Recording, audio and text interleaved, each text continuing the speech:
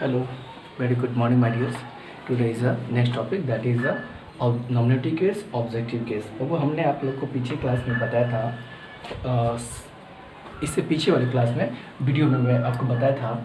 उसमें हमारा क्या प्रोनाउन क्या होता है, उसका जो होता है 4 प्रकार का डिवाइड होता है, जिसमें मैंने बताया था नॉमिनेटिव केस होता है और पोसेसिव में भी 2 प्रकार के होते हैं। पोसेसिव केस मैंने बताया था, इस तरफ मैंने बताया था आपको नॉमिनेटिव केस होता है, बीच में होता है आपका पोसेसिव केस। पोसेसिव केस में भी 2 प्रकार का होता है, एक होता है पोसेसिव एडजेक्टिव, एक होता है पोसेसिव प्रोनाउन। हम आपको पीछे वाला वीडियो में बताया था, वही मैं रिकैप कर रहा हूँ। और लास्ट में होता है ऑब्जेक्टिव केस, ठीक है। लेकिन यहाँ केस कितने थे? 3 केस थे, नॉमिनेटिव केस, पोसेसिव केस और ऑब्जेक्टिव केस, ठीक है। तो नॉमिनेटिव केस था, पोसेसिव केस में 2 प्रकार का था, पोसेसिव प्रोनाउन, पोसेसिव एडजेक्टिव था, पोसेसिव प्रोनाउन था, है ना। तो नॉमिनेटिव केस था, पोसेसिव केस था और ऑब्जेक्टिव केस था। पीछे वाले हम लोग वीडियो में देख चुके हैं। तो आज हम देखेंगे उसी का nominative case and objective case, जो कि बहुत इंपॉर्टेंट है, ठीक है। यही आपका जो है ना मेन चीज़ है, जो कि किसी सेंटेंस को बनाने के लिए। बहुत मैं आपको एक चीज़ छोटी सी याद दिला देता हूँ। कोई भी चीज़ आप हमेशा याद रखिएगा, जब भी आप इंग्लिश में सेंटेंस बनाते हैं ना, ठीक है, जब भी आप इंग्लिश में सेंटेंस बनाते हैं तो उसका हमेशा एक स्ट्रक्चर होता है, जिसको बोलते हैं फार्मूला, ठीक है। इंग्लिश में सेंटेंस बनाने का एक स्ट्रक्चर होता है, जिसको शॉर्ट हम कहते हैं फार्मूला। उसको बोलते हैं एस प्लस भी प्लस ओ, ओके। इसको S mean subject, verb plus object, ठीक है। इसको सब्जेक्ट कहते हैं, इसको वर्ब कहते हैं, इसको ऑब्जेक्ट कहते हैं। देखिए सब्जेक्ट क्या होता है और वर्ब क्या होता है? वर्ब में होता है क्रिया, ठीक है, और सब्जेक्ट में होता है वो जो करने वाला होता है। यदि कोई भी फर्स्ट पर्सन हो, सेकंड पर्सन हो या थर्ड पर्सन हो, फर्स्ट पर्सन में सिंगुलर हो या प्लूरल हो, सेकंड पर्सन में फर्स्ट सिंगुलर हो या प्लूरल हो, थर्ड पर्सन में सिंगुलर हो या प्लूरल हो, कोई भी हो, कोई भी जो कुछ काम करेगा, नाउन, कोई भी नाउन कुछ काम करेगा, नाउन के मतलब हम प्रोनाउन के यूज करते हैं, तो उस पर प्रोनाउन जब आएगा तो यहाँ पे सब्जेक्ट बन के आएगा, ठीक है, एज ए सब्जेक्ट बन के आएगा। तो जो भी नॉन प्रोनाउन की यूज़ होता है फर्स्ट में सेंटेंस के आगे में, उसको हम एज ए सब्जेक्ट कहते हैं, ठीक है। और हम जानबूझ के, अब ऐसा नहीं कि हम देखिए यहाँ पर वर्ब नहीं हो और यहाँ पे ऑब्जेक्ट है तो यहाँ पर हम सब्जेक्ट लिखते हैं, नहीं। हमेशा याद रखिएगा कि जब भी सब्जेक्ट आता है, जिसको हम बोलते हैं नॉमिनेटिव केस, ठीक है, सब्जेक्ट को इसको है ना एज फॉर सब्जेक्ट, इसको हम सब्जेक्ट भी बोल सकते हैं, इसको नॉमिनेटिव केस भी बोल सकते हैं, इसको सब्जेक्टिव केस भी बोल सकते हैं। क्यों? क्योंकि यहाँ पे एज ए सब्जेक्ट बन के आता है, ठीक है, क्योंकि यहाँ पे एज ए सब्जेक्ट बन के आता है, इसीलिए यहाँ पे जो भी कुछ आएगा नाउन या प्रोनाउन, उसको हम सब्जेक्ट बोलेंगे, ठीक है। सब्जेक्टिव केस बोलेंगे या नॉमिनेटिव केस बोलेंगे, दोनों बात एक ही है। उसको आप सब्जेक्टिव केस कहिए या नॉमिनेटिव केस कहिए, दोनों बात एक ही है। जो यहाँ पे आए तो ये कहाँ आएगा? वर्ब के पहले आएगा। एक बात याद रखिएगा, बिफोर वर्ब, सब्जेक्ट कहाँ आता है? वर्ब के पहले आता है, ठीक है। सब्जेक्ट कहाँ आता है? वर्ब के पहले आता है। और ऑब्जेक्ट कहाँ आता है? वर्ब के बाद आता है। ये सिंपल से याद रखिएगा। ऑब्जेक्ट कहाँ आता है? वर्ब के बाद, और सब्जेक्ट कहाँ आता है? वर्ब के पहले, ठीक है। इतनी सिंपल सी चीज़ को याद रखिएगा।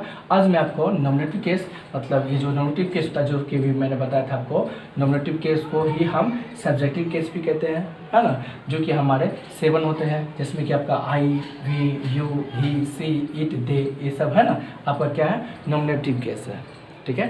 ये सब क्या है? आपका नॉमिनेटिव केस है। फिर हम लोगों ने इसका ऑब्जेक्टिव केस भी देखा था, ठीक है। हम लोग पीछे वाले वीडियो में देखा था ऑब्जेक्टिव केस, जो कि आई का क्या था? मी था, है ना, आई का मी था, वी का अस था, यू का यू था, ही का हिम था, सी का हर था, दे का देम था। तो याद रखिएगा वो सब क्या है? आपका ऑब्जेक्टिव, ठीक है। वो सब क्या था? आपका ऑब्जेक्टिव। ऑब्जेक्टिव कहाँ यूज होता है? हमेशा वर्ब के लास्ट में, यानी कि वर्ब के बाद में ऑब्जेक्ट का यूज होता है। वर्ब के बाद में कि यहाँ लास्ट में यूज होता है, वो है आपका ऑब्जेक्ट। तो फिर मैं थोड़ा सा एग्जांपल ये देख लेता हूँ नॉमिनेटिव केस का। तो आप ये समझ गए, आई, वी, यू, दे, ये सब क्या आपका नॉमिनेटिव केस है। जैसे इसका एग्जांपल देखिए, अभी जस्ट मैं बताया हूँ कि इसका सेंटेंस हमेशा हम जब भी बनाते हैं ना, तो subject plus verb plus object करके ही बनाते हैं, ठीक है। ये इंग्लिश का स्ट्रक्चर होता है, जनरली स्ट्रक्चर, साधारण सा स्ट्रक्चर ये हुआ, बाकी बात और ये भी बढ़ता है। लेकिन जब भी बढ़ेगा तो हमेशा सब्जेक्ट के बाद वर्ब आएगा ही, चाहे वो हेल्पिंग वर्ब हो या मेन वर्ब हो, ठीक है। आप लोग वर्ब के बारे में पढ़ चुके होंगे, हेल्पिंग वर्ब होता है, मेन वर्ब होता है, ठीक है। Is, are, am, was, were, ये सब क्या होता है? हेल्पिंग वर्ब होता है। जैसे आई, जैसे कि go, eat, laugh, fight, sit, ये सब आपका था मेन वर्ब, ठीक है। तो is are am past verb क्या होता है, हेल्पिंग वर्ब होता है, और वो सब जो मैंने बताया वो सब क्या होता है, मेन वर्ब। तो चाहे यहाँ पे हेल्पिंग वर्ब हो या मेन वर्ब हो, उसके पहले ही आपका सब्जेक्ट आएगा, ठीक है, उसके पहले ही क्या आएगा, सब्जेक्ट आएगा। तो उसी को हम, और हाँ, सब्जेक्ट को हिंदी में हम कर्ता कहते हैं। क्या कहते हैं, कर्ता। कर्ता, कर्ता मीन्स किसे कहते हैं, कर्ता मतलब जो काम करता है, ठीक है। कर्ता उसे कहते हैं जो कोई काम को करता है, इसीलिए उसको हम कर्ता कहते हैं, और इंग्लिश में हम उसको सब्जेक्ट कहते हैं, ठीक है। तो आप इसका एग्जांपल देखिए, जैसे कि आई गो टू पटना। देखिए आई क्या है आपका, सब्जेक्ट है, आई क्या है, सब्जेक्ट है। उसके बाद गो क्या है आपका, मेन वर्ब है ना, गो क्या है, मेन वर्ब। उसके बाद टू पटना, ये आपका ऑब्जेक्ट हो गया। लेकिन यहाँ पे मेन है आपका सब्जेक्ट की। अभी हम बात करें नॉमिनेटिव केस की बात कर रहे हैं, तो फोकस अभी हम ज़्यादा सब्जेक्ट की बात करेंगे, ठीक है, नॉमिनेटिव केस के बारे में बात करेंगे। तो इस सेंटेंस में आई गो टू पटना में नॉमिनेटिव केस कौन है, आई। नॉमिनेटिव केस क्या होगा, आई होगा। अब देखिए, वी प्ले क्रिकेट, हम क्रिकेट खेलते हैं। क्रिकेट अकेला आदमी थोड़ा कोई खेलता है, जब भी खेलता है एक से अधिक आदमी मिलकर ही क्रिकेट खेलते हैं, ठीक है। तो वी प्ले क्रिकेट, हम क्रिकेट खेलते हैं। तो इसमें देखिए, तो ये प्ले क्या आपका मेन वर्ब है। प्ले मीन्स खेलना, प्ले मीन्स खेलना, ठीक है। तो प्ले मीन्स खेलना, खेलना ये क्या आपका मेन वर्ब है, जो कि मेन वर्ब के पहले जो आया ये क्या बन गया आपका, एज ए सब्जेक्ट, ठीक है। वी, वी क्या हो गया, हम सब्जेक्ट। तो वी यहाँ पे कौन सा केस में, नॉमिनेटिव केस में।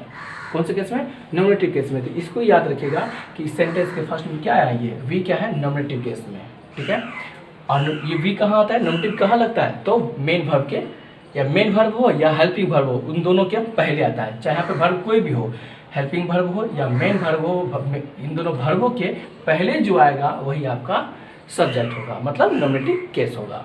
नेक्स्ट है यू सिंग ए सॉन्ग, है ना, आप एक गाना गाते हो। अब यहाँ देखिए नॉमिनेटिव केस कौन है, यू। नॉमिनेटिव केस कौन है, यू। क्यों, क्योंकि वो एक कुछ न कुछ कर रहा है, करता समझ रहे ना। देखिए यहाँ पे क्या, वी प्ले क्रिकेट, हम क्रिकेट खेल रहे हैं, हम क्या हो गए, करता हो गए, मतलब सब्जेक्ट हो गया। यू सिंग ए सॉन्ग, आप गाना गाते हैं। तो आप क्या है, आप गाना गा रहे हैं ना, तो जो कुछ कर रहा है वो हो गया करता, मतलब वो हो गया सब्जेक्ट। जो कुछ भी करेगा वो सब्जेक्ट कहलाएगा। यू सिंग ए सॉन्ग, आप एक गाना गाते हो, ठीक है, आप एक गाना गाते हो। तो गाना कौन गा रहा है, आप गा रहे हैं। तो जो कुछ कर रहा है तो वो कर्ता कहलाएगा, मतलब सब्जेक्ट कहलाएगा, ठीक है। और ये क्या है, नॉमिनेटिव केस में।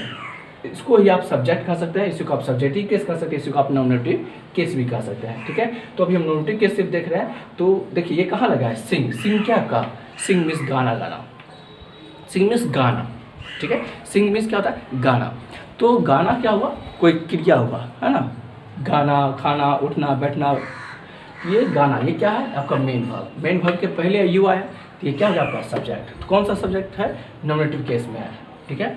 उस तरह से आपका यहाँ देखिए, he reads a novel, he reads a novel. तो यहाँ देखिए, ही क्या है, वह मीन्स लड़का। ये कर क्या रहा है, पढ़ रहा है। रीड मीन्स पढ़ना, है ना, रीड मीन्स क्या हुआ, पढ़ना। वो पढ़ रहा है, क्या पढ़ रहा है, एक नोवेल पढ़ रहा है, ठीक है। ही रीड्स ए नोवेल, ठीक है। तो ये आपका ही क्या हो गया, आपका सब्जेक्ट हो गया, जिसको हम नॉमिनेटिव केस कहते हैं। रीड क्या आपका वर्ब है। तो आप इससे भी पहचान सकते हैं कि वर्ब के पहले आया, चाहे वो नाउन हो या प्रोनाउन हो, ठीक है। यहाँ पर हम राम भी दे सकते थे, राम रीड्स ए नोवेल। तो राम क्या बन जाएगा, सब्जेक्ट बन जाता है, ठीक है। तो जो काम करता है वो सब्जेक्ट कहलाता है। उस किसी भी नाउन के बारे में, किसी नाउन के बदले में जिस प्रोनाउन का यूज़ करते हैं उसे हम क्या कहते हैं, नॉमिनेटिव केस में कहते हैं। यहाँ पे आपका हमेशा फर्स्ट में जब भी आएगा तो नॉमिनेटिव केस में ही आप यूज़ करेंगे। आप कभी भी यहाँ पे क्या था आपका, हिम नहीं लिख सकते हैं, क्योंकि हिम जो है आपका ऑब्जेक्टिव फॉर्म है, जो कि आपका वर्ब के लास्ट में आता है, मतलब सेंटेंस के अंत में आता है, ठीक है। तो आप यहाँ पे हिम नहीं लिख सकते थे, हिम रीड्स ए नोवेल, ऐसा नहीं हो सकता था। ही जब भी आएगा सब्जेक्ट के आगे में, मतलब सेंटेंस के आगे में जब भी आएगा वर्ब के आगे में, तो आपका सब्जेक्टिव फॉर्म ही लगेगा, नॉमिनेटिव फॉर्म ही लगेगा, इस ऑब्जेक्टिव फॉर्म नहीं, ऑब्जेक्टिव फॉर्म लास्ट में लगेगा, ठीक है। ये आप समझ गए। He reads a novel. She cooks rice, वह क्या करती है, चावल बनाती है, ठीक है। तो यहाँ पे वह कर क्या रही है, चावल बना रही है। कुक मीन्स क्या है, बनाना, मतलब पकाना। क्या कर रही है, पका रही है, चावल को पका रही है। तो देखिए आपका कुक क्या है, वर्ब है। तो वर्ब के आगे क्या लगा, सी लगे, सीता लगे, तो आखिर है कौन है, करता है, सब्जेक्ट है। तो करता है कौन सा केस में आया, नॉमिनेटिव केस में है, ठीक है। दे अरेंज ए डिबेट, दे कौन है, वे जो है, मतलब वे लोग, बहुत सारे लोग, कोई फंक्शन होता है ना तो एक आदमी से नहीं होता, बहुत सारे आदमी मिल करके कोई फंक्शन को हम ऑर्गेनाइज करते हैं। तो वे जो है एक डिबेट को ऑर्गेनाइज कर रहे हैं। डिबेट मतलब होता है बाबू कोई भाषण देना, बहस करना, ठीक है, वार्तालाप करना, मतलब हम कुछ कह रहे हैं और आप भी कुछ कह रहे हैं, हम भी कह रहे हैं आप भी कह रहे हैं, मतलब कहते कहते बातों को बढ़ा रहे हैं, तो उसी को कहते हैं डिबेट, ठीक है। तो वे लोग एक डिबेट को ऑर्गेनाइज किए, मतलब एक बहस को शुरू किए। बहस के तो एक तरह से आर्ग्यू मतलब मीटिंग कह सकते हैं, ठीक है। तो वो तृतीय क्या हो गया यहाँ पे नॉमिनेटिव केस में, ठीक है, नॉमिनेटिव केस में आ गया। क्यों? क्योंकि ये वर्ब के पहले लगा, ठीक है। ये है आपका सिंपल सा एग्जाम्पल में। अब है देखिए the farmer ploughs the field. Ploughs means होता है खेत को जोतना। प्लाउज मीन्स क्या होता है? खेत को जोतना। प्लाउज मीन्स क्या होता है? खेत को जोतना, मतलब हल चलाना, ठीक है। तो ये हो गया आपका द फार्मर, क्या हो गया आपका वर्ब हो गया, सॉरी सब्जेक्ट हो गया। प्लाउ मीन्स हो गया खेत जोतना, द फील्ड मीन्स खेत और ये प्लाउ मीन्स जोतना, ठीक है। याद रखिए। अब है आपका नॉमिनेटिव केस। नॉमिनेटिव केस क्या होता है? देखिए राम कॉल्ड मी, ये जो आपको सब्जेक्ट के बाद में आया ना, देखिए क्या है? Called me, Ram called me, Ram मुझे बुलाता है, राम मुझे बुलाता है, राम मुझे बुलाया। तो आप यहाँ पे आई नहीं लिख सकते हैं। यहाँ पे जो आएगा वो नॉमिनेटिव केस में आएगा। इसके बाद जो कोई आएगा वो आपका ऑब्जेक्टिव केस में आएगा, ठीक है। मैं आया हूँ यहाँ पे ऑब्जेक्टिव केस में, तो ऑब्जेक्टिव मैं का मतलब आई का ऑब्जेक्टिव क्या हो गया? मी हो गया। आई लव यू, या आपको पता है यू क्या है? एक नॉमिनेटिव केस भी है और ऑब्जेक्टिव केस भी है। तो मैं आपसे प्यार करता हूँ, तो हो गया आई लव यू, ठीक है। रमेश टीचेज हिम, रमेश उसे पढ़ाता है, मतलब रमेश कोई लड़का है वो किसी और लड़का को पढ़ाता है ना। तो आप यहाँ रमेश टीचेज हिम लिखेंगे, यहाँ ही नहीं लिख सकते हैं, क्योंकि यहाँ पे ऑब्जेक्टिव फॉर्म होता है। तो ऑब्जेक्टिव फॉर्म आप उसका कोई किसी को पढ़ा, कोई एक लड़का को पढ़ा रहा है, कोई एक लड़का को पढ़ा रहा है तो यहाँ पे हिम हो गया। यदि बहुत सारे लड़का को पढ़ाता तो यहाँ पे देम होता। रमेश टीचेज देम, है ना। यदि बहुत सारे लड़का को पढ़ाता तो वो क्या होता? रमेश टीचेज देम, रमेश उसे पढ़ाता है, मतलब बहुत सारे लड़कों को पढ़ाता है, ठीक है। ये आपका सीता बीट्स हर, सीता क्या करती है? किसी और लड़की को मारती है। सीता क्या करती है? किसी और लड़की को मारती है। तो किसी और पे मार रही है ना, ये अपना एक्शन, अपना क्रिया जो है किसी और पे कर रही है, उसका असर किसी और पे हो रहा है। ये मार रही है, उसका चोट किसको लग रहा है? किसी और को लग रहा है। तो जिसको लग रहा है वो आपका ऑब्जेक्ट है, ठीक है ना। तो वो है कौन? जैसे कोई लड़की है तो आप सी नहीं लिख सकते, सीता बीट्स सी नहीं कर सकते, सीता बीट्स हर कर सकते हैं, ठीक है। अब सही, the doctor examine them, doctor क्या करते हैं? डॉक्टर आपका यहाँ क्या हो गया? सब्जेक्ट हो गया। एग्जामिन क्या हो गया? जांच करना हो गया। और दे मतलब उन लोगों को, ठीक है। यहाँ पर दे नहीं लिख सकते थे। द डॉक्टर एग्जामिन्स दे नहीं, क्योंकि सब्जेक्ट के सॉरी वर्ब के लास्ट में आया है, इसीलिए यहाँ पे ऑब्जेक्टिव फॉर्म ही आता है, इसीलिए हम यहाँ पे दे नहीं लिख करके देम लिखेंगे, ठीक है। अब है ही लाफ्ड एट मी, वह मुझ पर हंसता है ना। मतलब मुझ पे, वो लड़का मुझे देखा और वो हंसने लगा, मतलब मुझे देख के हंसने लगा, है ना। तो मुझ पर हंसा, तो यही क्या है? सब्जेक्ट, लाफ क्या है? वर्ब, और यहाँ पे मी क्या है? आई का ऑब्जेक्टिव फॉर्म, आई का ऑब्जेक्टिव फॉर्म। अब है रीमा या रीना आस्क रीता, रीना क्या की? रीता से बात करती है या रीता से पूछती है। तो आप यहाँ पे ये डायरेक्ट पता चल गया। तो यहाँ रीता कौन हो गया? रीता हो गया यहाँ पे ऑब्जेक्ट, और यहाँ पे रीना क्या हो गया? सब्जेक्ट हो गया। तो जो सब्जेक्ट जो वर्ब के पहले हो वो आपका सब्जेक्ट होगा, जो वर्ब के बाद होगा वो आपका ऑब्जेक्ट होगा। तो रीना आस्क्स रीता, ठीक है।